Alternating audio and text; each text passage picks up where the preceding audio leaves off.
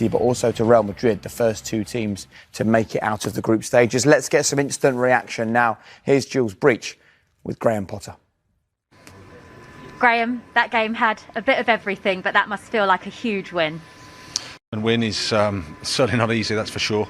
So credit to the players, they were really good, I thought. Obviously we get a bit of luck going the opponent down to 10 men. But I thought overall the performance was good.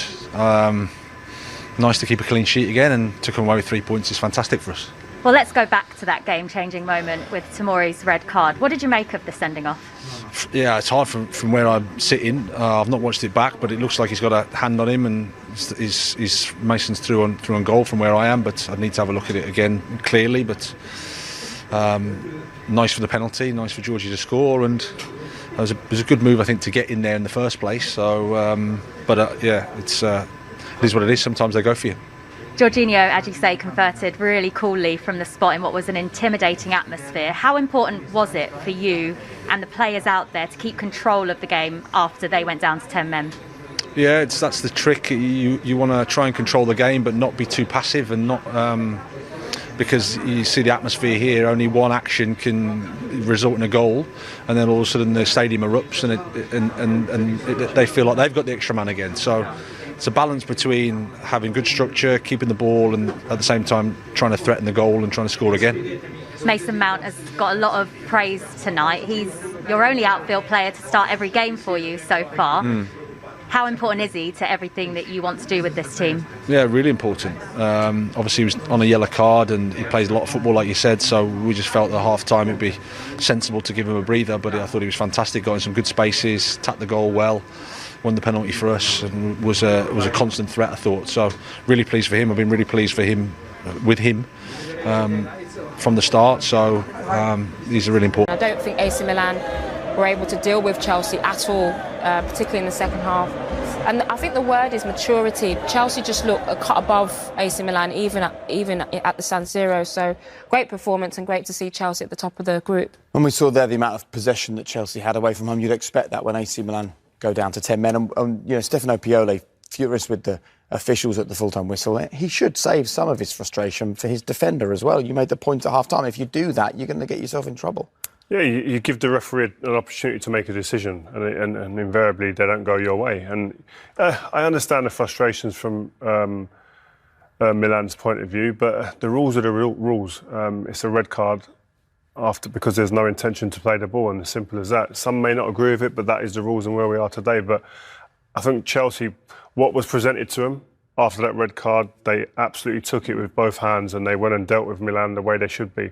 10 men, you're behind us, 2 goals down, finished the game off, and it was comfortable in the end. They didn't exert too much energy. In them games, you've got to play it like that as well. It's about preserving energy for the late stages, for the next phase of the Premier League games coming up as well. Yep. Impressive control this evening from Chelsea. We'll look back on the penalty incident. We'll take a look at Chelsea's performance, where AC Milan struggled as well this evening.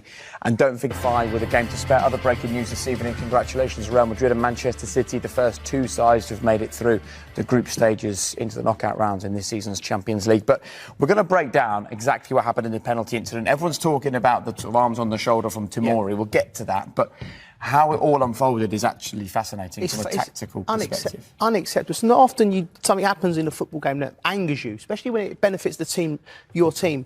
But AC Milan setup, it was so irresponsible. The way that they started playing, this is the San Siro first 10 minutes, right?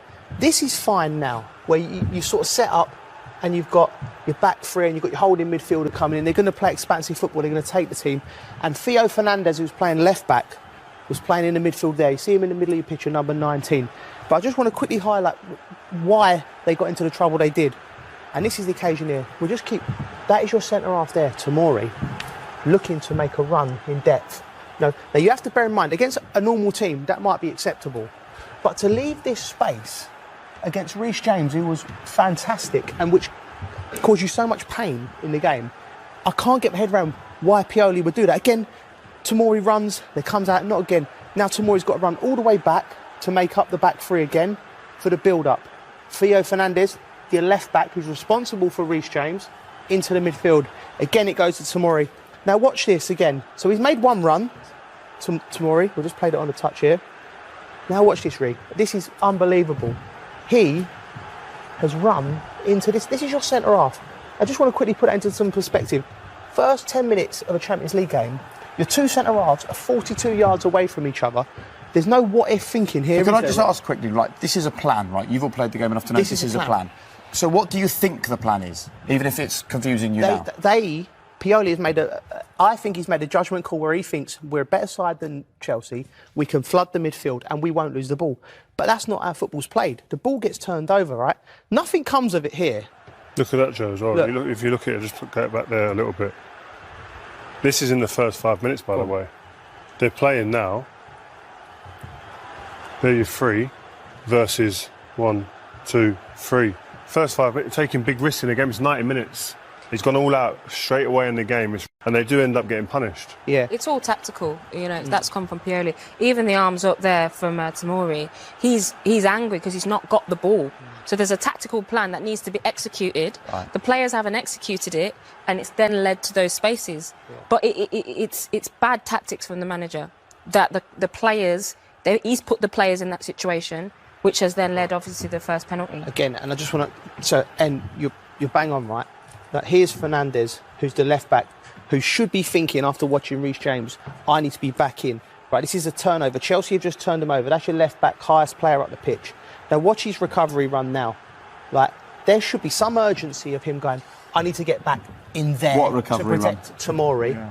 He arcs his recovery run into the midfield as if he's expecting another turnover and no consideration to this part of the pitch here. Like, no consideration. That's where we got hurt. Right, he plays it on.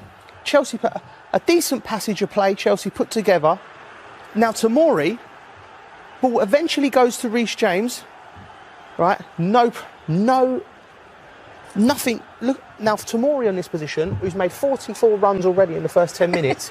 That position there is an aggressive position on a back 3, but in a back 2, it is so irresponsible. What he should be doing, Tomori should be doing there, is saying to him, first and foremost, the man on the ball, Reece James, is never going to play it in there because I'm already anticipating the ball going back that way, and my body position will show you that. Bearing in mind, Rio Ferdinand is probably about, he's yards off him. Do you know what I mean? He's got time on the ball, 11 yards off of the player on the ball. So as a centre back, that's the area immediately you're protecting. Yeah, that's the area you've got to protect. Ideally, what you want is that ball to be, if it goes into Mason Mount, you just make him go back that way, or you make him play it back here. You don't allow him to get in behind. Plus, by the way, Tomori is quicker than Mason Mount. Sorry, Joe. He goes on here. He looks at him. He knows he's running now, and you think in a foot race he should beat him there. But because Mason Mount has gone early, he's now got the momentum. And then the ball, without any pressure on it, goes into that area, and then it's panic stations from Tomori. Tomori should never, ever allow him to be getting in there in that position. He shouldn't. It's great movement. Lapse of concentration. Mount recognises that space, so he's almost made 2 runs to sort of gone short, and then he's recognised the space in behind, but he's capitalised on it. This is a foul. Anywhere else on the pitch, clambering over the back of him over his shoulders is a foul. I mean, unacceptable. Just what he does what he does best. He dispatches it. But it's not often in football that something looks at you and baffles you. Yeah. It baffled me, the tactics. It really did. I'd love to sit down with a manager. This is where it'd be great to get hold of him and say, what was you thinking doing that? And show him the footage. Because he was furious with the referee after the game. But really and truly, he lost the game yesterday and the day before when deciding to allow that much space for Chelsea. I would imagine Chelsea's management team would be sitting there thinking, how has he just let us have so much space down that channel after watching the game before? But listen, I'm buzzing. Chelsea. And just briefly, before you go on to 2-0, I do just need to say, because it's all the talk all over social media about the penalty decision, people saying, how did VAR not overturn it? Why was it given? It's soft. I think as a panel, we all agreed at half-time, yes, it was soft, but yes, it was a foul, and he didn't play the ball. Therefore, it's a red. Therefore, it's a penalty. There's no disagreement here. No, absolutely. The rule book states that, so you have to go with it. Here's a second goal, Aubameyang, who I thought was class all night. Just one thing, as you see, these strikers here, you would never have said before the game, these 3 attacking players will be in that situation there. Clustered, Aubameyang not being the furthest one forward, but watch when the ball goes beyond Aubameyang. Look at the anticipation there. Gets above past Raheem Sterling, onto it, sees it, tastes it. Down of went right and wrong this evening. Right, stay exactly where you are. We're going to take a quick break. When we come back, plenty more conversation, including